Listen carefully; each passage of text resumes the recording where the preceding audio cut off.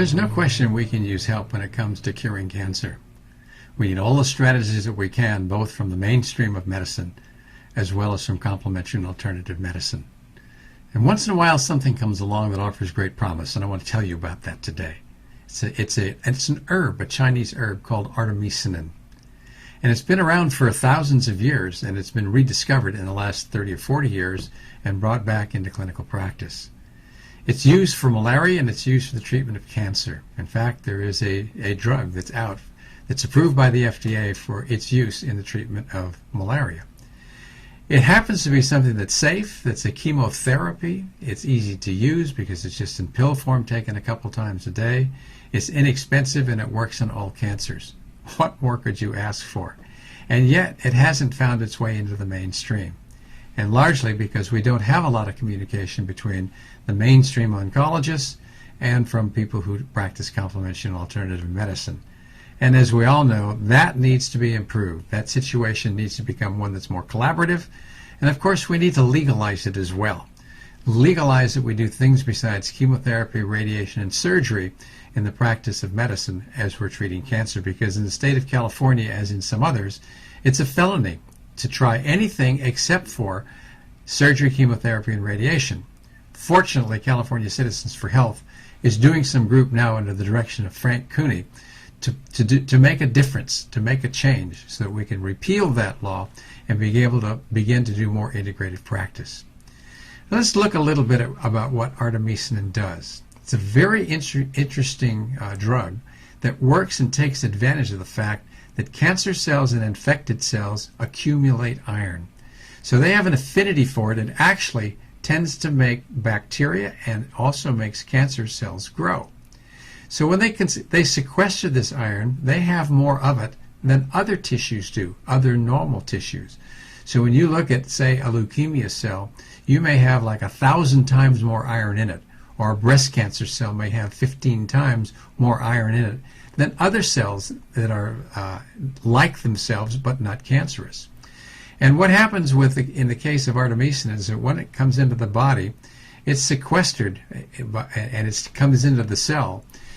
When iron is there in large amounts, it causes a release of 2 oxygen molecules that form free radicals that are so powerful that they kill the cell.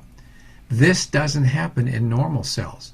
It only happens in cells that sequester a lot of iron.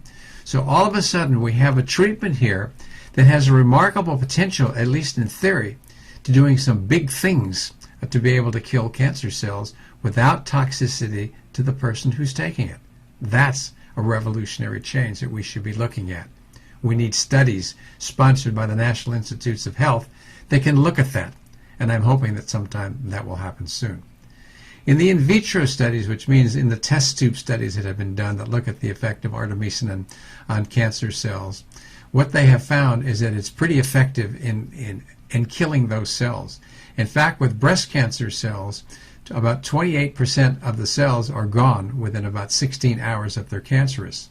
And if you add iron to that combination, it's more like 98% of the cells are gone in about 16 hours. So that's pretty powerful treatment. In the case of leukemia, in only 8 hours, about 100% of the cells that are cancerous are destroyed. Now, some doctors have a concern about using iron along with artemisinin.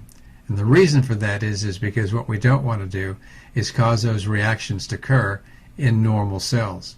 And while that's a concern, that hasn't been shown to be a problem. And yet, because cancer cells tend to accumulate iron and infected cells tend to accumulate iron, the fear is that it could propagate the cancer or the infection as well. So that's something that we're going to have to probably wait on, although in a case that's really serious where somebody's tried every possible treatment that there is, from one point of view, and that's the fact that it's an FDA-approved drug, you could use it as a off-label use and still have an effect. But still those laws that are strict that regulate what you can do in cancer therapy, like in the state of California, need to be repealed. Now, artemisinin works in just about every kind of cancer, whether it be a prostate or a breast or colon or even tongue or even some sarcomas, which are notoriously difficult to treat. We know that there are 3 different forms of artemisinin. You can have either artemisinin itself or something called artesunate or artemether. They can be taken orally or by suppository. They should be taken in pulse doses, which means it should be on for a few days and off for a few days, because the intestinal tract tends to not absorb it so well if you take it for long periods of time. And then above all, we need to know that it's safe. And in 4,000 people who have been treated with artemisinin, we have found that the safety profile is shockingly good. Sometimes that's what you see when you use natural products, as in the case of artemisinin. So we have something to look at here that could be a consideration in anybody who's gone through standard therapy using surgery, radiation, or chemotherapy, had a very poor result, and maybe are in the process of dying within a short period of time. Therapies like this or these should be considered, because they may be something that could save lives. And there are lots of anecdotal cases that are very interesting that show exactly that.